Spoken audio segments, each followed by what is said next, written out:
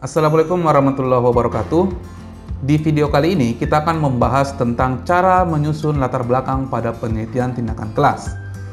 Nah, berbicara tentang penelitian tindakan kelas, tentunya ini akan sangat familiar bagi Anda semua para mahasiswa, khususnya pada mahasiswa di Fakultas Keguruan. Tapi meskipun begitu, masih banyak mahasiswa-mahasiswa yang belum memahami tentang bagaimana cara menyusun latar belakang pada penelitian tindakan kelas. Hal ini terbukti ketika sidang skripsi, ketika penguji menanyakan tentang latar belakang masalah, banyak mahasiswa-mahasiswa yang masih kelabakan atau kebingungan bagaimana cara menjelaskan latar belakang masalah pada penelitian tindakan kelas ini. Nah, di sini kita akan coba kupas tuntas bagaimana cara menyusun latar belakang masalah pada penelitian tindakan kelas secara sederhana, tapi tentunya dengan tepat. Sebelum kita masuk pada inti pembahasan, perlu saya sampaikan dulu tentang apa sih penelitian tindakan kelas ini, agar kita bisa memahami apa yang akan ditarget dari penelitian ini. Nah, penelitian tindakan kelas sendiri merupakan suatu penelitian yang bertujuan untuk memperbaiki atau meningkatkan kualitas atau mutu suatu pembelajaran di kelas. Dari pengertian tersebut, kita sudah memahami bahwa penelitian tindakan kelas itu bertujuan untuk meningkatkan atau memperbaiki permasalahan-permasalahan yang ada di kelas tersebut. Nah, kemudian kita juga harus perlu memahami bahwa penelitian tindakan kelas ini idealnya dilakukan oleh wali kelas. Kenapa? Karena yang memahami karakteristik dan permasalahan kelas secara detail ya wali kelas tersebut. Maka kebanyakan memang penelitian tindakan kelas itu dilakukan oleh guru kelas. Tapi di keadaan tertentu penelitian tindakan kelas ini dilakukan oleh yang bukan wali kelas. Dalam hal ini adalah mahasiswa itu sendiri. Nah, kenapa mahasiswa diperbolehkan dan apa syarat mahasiswa diperbolehkan melakukan penelitian tindakan kelas? Oke, kita jawab yang pertama. Kenapa mahasiswa diperbolehkan? Tujuannya adalah untuk memberikan pengalaman kepada mahasiswa tersebut tentang bagaimana cara melakukan penelitian tindakan kelas. Dan kemudian, apa syaratnya mahasiswa boleh melakukan penelitian tindakan kelas? Ya, otomatis syaratnya adalah harus berkolaborasi dengan guru kelas. Karena, kembali lagi ke yang tadi, yang memahami karakteristik mulai dari gaya belajarnya, kemudian multiple intelligensinya, sampai ke permasalahan-permasalahan yang ada di kelas itu secara detail ya wali kelas ini. Maka wali kelas memang harus dilibatkan dalam penelitian tindakan kelas yang dilakukan oleh mahasiswa. Dalam penelitian tindakan kelas disebut dengan tim kolaborasi. Oke, itu pengetahuan dasar yang perlu kita pahami sebelum melakukan penelitian tindakan kelas. Oke, langsung kita masuk ke pembahasan inti dari video ini, yaitu bagaimana cara menyusun latar belakang masalah yang baik pada penelitian tindakan kelas. Oke, untuk mempermudah pemahaman kita terkait materi ini, di sini saya akan coba untuk membagi 4 pokok bahasan yang harus ada pada latar belakang masalah di penelitian tindakan kelas. Yang pertama yaitu keadaan ideal, kemudian yang kedua yaitu keadaan realnya seperti apa, kemudian yang ketiga solusi yang diberikan seperti apa, dan yang keempat penutup. Yang pertama kita bahas yaitu bagian pada keadaan ideal dan bagian pada keadaan real. Kenapa ini harus bersandingan? Agar kita memperoleh gap. Nah, apa fungsi gap ini? Gap inilah yang menentukan sebenarnya ada nggak sih permasalahan yang terjadi di kelas tersebut.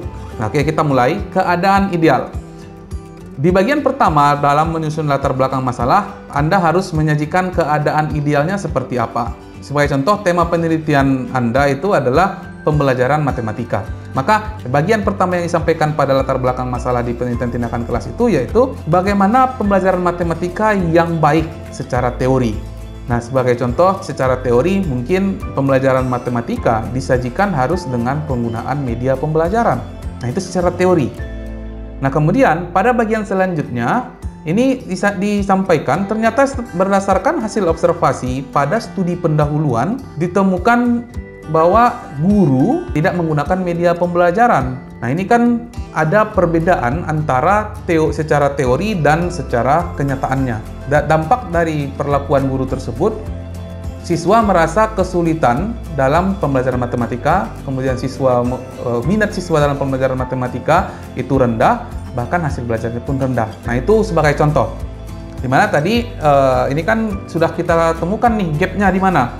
Bahwa di bagian pertama tadi pembelajaran matematika harus menggunakan media pembelajaran terlebih dahulu. Ternyata di kenyataannya berdasarkan observasi yang Anda lakukan, guru langsung ke tahap simbolik yang mengakibatkan permasalahan-permasalahan yang terjadi di kelas. Nah, ketika Anda sudah berhasil menyampaikan dua hal ini atau dua bagian ini, maka Anda sudah berhasil untuk menyampaikan kepada pembaca atau penguji bahwa memang terjadi gap di antara kedua keadaan tersebut. Dan gap itulah yang menjadi masalah yang harus dipecahkan atau diselesaikan di kelas tersebut. Nah, bagaimana cara menyelesaikannya? Maka masuklah ke bagian ketiga, yaitu bagian solusi. Nah, solusi seperti apa yang Anda berikan? Nah, ini harus jelas dan harus update. Anda memberikan solusi misalkan media X untuk menyelesaikan permasalahan yang ada di kelas tersebut. Kemudian, ketika Anda menyampaikan bahwa Anda menggunakan media X tersebut, Anda harus bisa mempertanggungjawabkannya. Media X seperti apa yang Anda maksud di situ? Kemudian, kenapa harus media X itu? Nah, itu harus dijelaskan pada bagian solusi itu. Nah, kenapa perlu dijelaskan? Karena analoginya seperti ini. Ketika Anda berprofesi sebagai dokter, misalkan, kemudian ada pasien yang datang, kemudian dia mengeluh sakit kepala. Nah, Anda secara teori sudah paham tentunya bagaimana seseorang dikatakan sehat, yaitu dia tidak mengalami gangguan apapun dalam fisiknya. Tapi ternyata pasien yang datang ke Anda itu mengalami sakit pada bagian kepala. Nah, itu terjadi ada gap di situ. Ini secara analogi, ada gap di situ. Ternyata ada masalah di sini. Nah, Anda memberikan obat X untuk mengatasi permasalahan sakit kepala si pasien itu. Nah, ketika Anda memberikan obat X, Anda harus mengetahui kenapa harus obat X itu yang Anda berikan. Artinya ketika pasien menanyakan, kenapa obat X dok? Kenapa bukan obat Y, obat Z? Kan itu obat sakit kepala juga. Nah, di sini Anda harus bisa mempertanggungjawabkan itu. Kenapa harus obat X? Nah, di situ. Nah, itu analoginya. Dalam konteks pembelajaran di kelas, ketika ada permasalahan di hasil belajar siswa yang rendah, maka Anda memberikan solusi untuk memberikan media X ini. Loh, kok kenapa media X? Kenapa bukan media yang lain? Kan ada media yang lain yang terbukti bisa mengatasi permasalahan ini. Nah, di sini Anda harus menjelaskan itu pada bagian solusi. Nah, itu kemudian terakhir tutuplah penyusunan latar belakang masalah itu dengan semangat penelitian Anda itu kemana.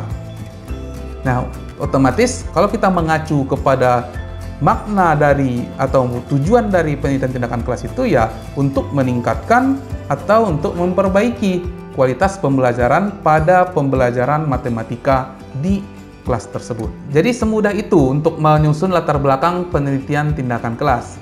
Oke, saya rasa cukup untuk pembahasan latar belakang masalah di penelitian tindakan kelas kali ini. Semoga bagi Anda semua yang sedang menyusun skripsi, khususnya bagi mahasiswa yang menyusun skripsi tentang penelitian tindakan kelas, dengan adanya video ini dapat membantu menyusun skripsinya khususnya pada bagian latar belakang masalah. Cukup sekian. Assalamualaikum warahmatullahi wabarakatuh.